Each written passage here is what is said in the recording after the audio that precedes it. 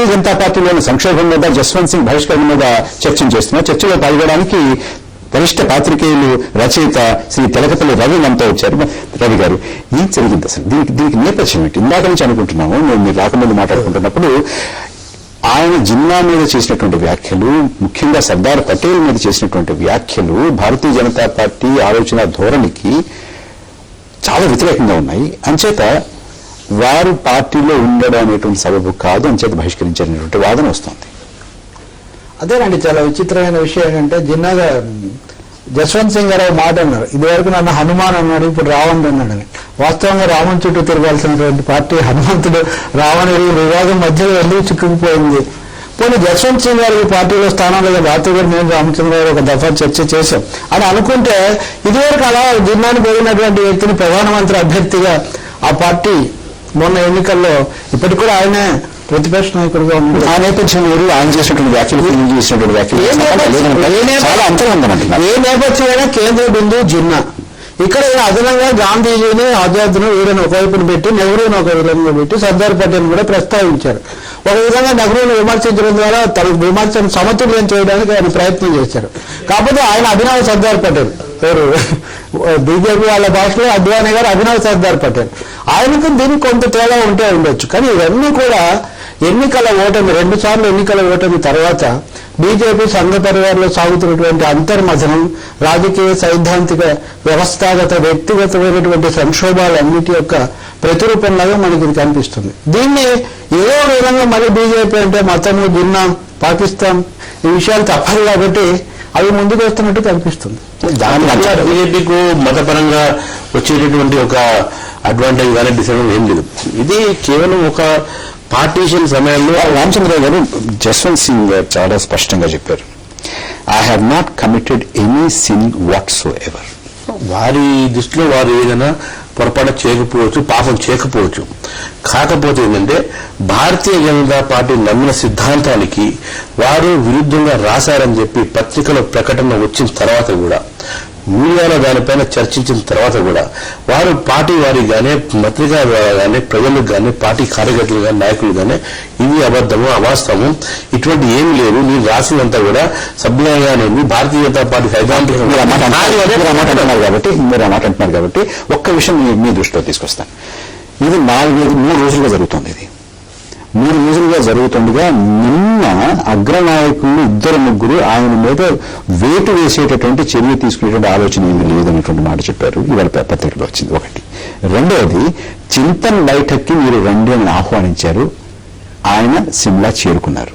సిమ్లా చేరుకున్న తర్వాత చింతన్ బైఠక్ మొదలయ్యే ముందు ఆయనకి రాజ్నాథ్ సింగ్ ఫోన్ చేసి మీరు రావద్దు చింతన్ బైఠక్కి అని చెప్పారు. తర్వాత రాజ్నాథ్ సింగ్ గారు మళ్లీ పత్రికలతో మాట్లాడుతూ ఈ నిర్ణయం, ఈ బహిష్కరించేటటువంటి నిర్ణయం నిన్ననే తీసుకున్నాము అని కూడా చెప్పారు. ఏమంటుంది? పార్లమెంట్ నిన్ననే తీసుకుంటే ఆయన రావద్దననే చెప్పాలి. పార్లమెంట్ వచ్చిన తర్వాత మీరు రావద్దని అప్పుడే రాజ్నాథ్ సింగ్ ఆయన వచ్చిన తర్వాత, సిమ్లా వచ్చిన తర్వాత, చేస్తుండగా అవసరం లేదు. రాజ్నాథ్ సింగ్ గారు ఇంకో స్పష్టంగా చెప్పారు, మేము జస్వంత్ సింగ్ గారికి చెప్పే లోపల వారు కమ్యూనికేషన్ లేదు, కానీ ఆయన వెళ్ళిపోయారు. ఈ వారం లెఫ్ట్ వర్క్ ఢిల్లీ నుంచి సిమ్లా వెళ్ళిపోయారు. కానీ నిర్ణయం తీసుకున్న తర్వాత ఏమైనా చెప్పడం జరిగింది. కానీ చెప్పారు, ఆ విషయం చెప్పారు రామచంద్రరావు గారు. భారతీయ జనతా పార్టీ జాతీయ మాజీ అధ్యక్షుడు శ్రీ బంగారు లక్ష్మణ్ గారు పూణే నుంచి మనతో ఫోన్ లైన్ లో మాట్లాడడానికి సిద్ధంగా ఉన్నారు. లక్ష్మణ్ గారు నమస్కారం. నమస్కారం.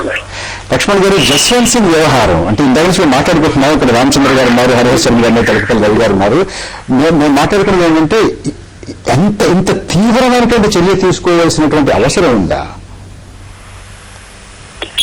ఒకటి, ఇటీవల ఎన్నికల అనంతరం చాలా మంది చాలా రకాలుగా పత్రికా ప్రకటనలు చేశారు, ఉత్తరాలు రాశారు. అందులో ప్రధానంగా చర్చనీయాంశం ఏమైందంటే భారతీయ జనతా పార్టీ తన యొక్క సిద్ధాంతాన్ని హిందుత్వం అన్నటువంటి అంశం మీద పార్టీ ఓటమికి అది కూడా ఒక కారణం అయింది. అందువల్ల దాని విషయంలో కూడా పునరాలోచన చేయాలి, దాని విషయంలో కూడా కొంత స్పష్టత కావాలి అనే విధంగా చర్చ జరిగింది. ఈ సందర్భంలో పార్టీ జాతీయ కార్యవర్గ సమావేశంలో ఈ యొక్క విషయాన్ని తీర్మానంలో రూపొందించి హిందుత్వం అంటే భారతీయ జనతా పార్టీ దృష్టిలో ఏమిటి అన్నటువంటిది స్పష్టం చేయడం జరిగింది. దీంట్లో ఒక పిలుపు అధ్యక్షులు వారు ఇచ్చారు, అలాగే ఆ సమావేశంలో ప్రసంగించినటువంటి అద్వానీ గారు కూడా చెప్పారు. ఈ విషయంలో ఏ విధమైనటువంటి చర్చకు తావు లేదు. మనం ఏనాడో ఈ యొక్క విషయాన్ని గురించి చాలా స్పష్టం చేస్తున్నాము. అందువల్ల దీంట్లో ఏ రకమైనటువంటి భ్రాంతి గాని భ్రమ గాని ఉండాల్సినటువంటి అవసరం లేదు అనే విషయాన్ని చాలా స్పష్టంగా వాళ్ళు కూడా చెప్పారు. జస్వంత్ సింగ్ గారు ఎక్కడెక్కడ హిందుత్వం గురించి మాట్లాడలేదు. ఈ విషయంలో యొక్క అభిప్రాయం ఏదైతే జస్వంత్ సింగ్ గారు, ఎందుకంటే నేను ఆ పుస్తకం ఇంకా చదవలేదు, కానీ పత్రికల్లో వచ్చినటువంటి దాన్ని బట్టి ఆయన భారతదేశ విభజనకి జిన్నా తప్పలేదు, దీనికి పండిత్ జవహర్లాల్ నెహ్రూ అధికార కాంక్ష అట్లాగే సర్దార్ పటేల్ యొక్క అధికార కాంక్షే కారణమని వారు పేర్కొన్నట్టుగా పత్రికల్లో వచ్చింది. మరొకసారి భారతీయ జనతా పార్టీ ఇదిగో చెప్పినటువంటి విషయాల మీద పునరాలోచన చేస్తున్నారు. ఇదిగో నాయకుల్లో ఈ విధంగా ఉన్నదేటువంటిది. దీనివల్ల మరికొంత కన్ఫ్యూజన్ ఏర్పడేటువంటి అవకాశం ఉన్నది.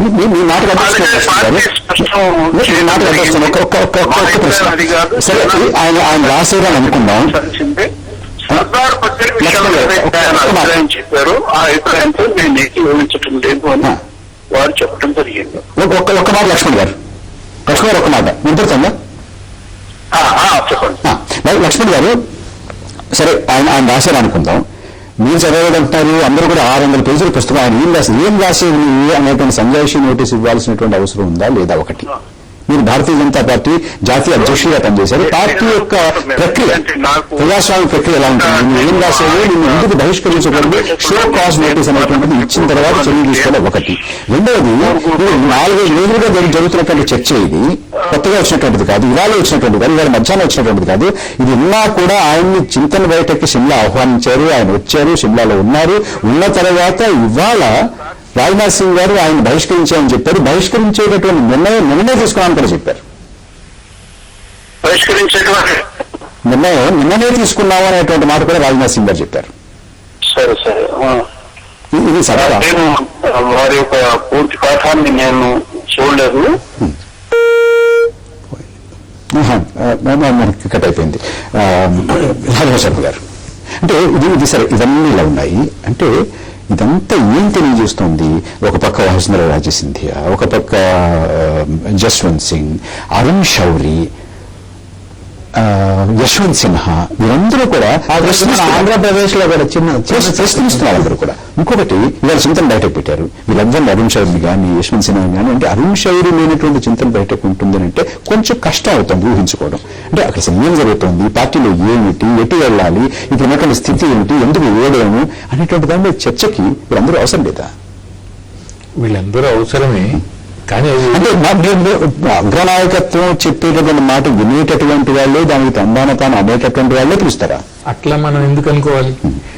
అది దానికి మనం ఏదో ఆ పార్టీ మీద మనకు ఉండే అభిప్రాయంతో అట్లా అనొచ్చు. కానీ పార్టీలో కూడా బీజేపీ లాంటి పార్టీలో అది ఒక వ్యక్తి నిర్వహించే పార్టీ కాదు, దానికి కలెక్టివ్ లీడర్షిప్ ఉంటుంది.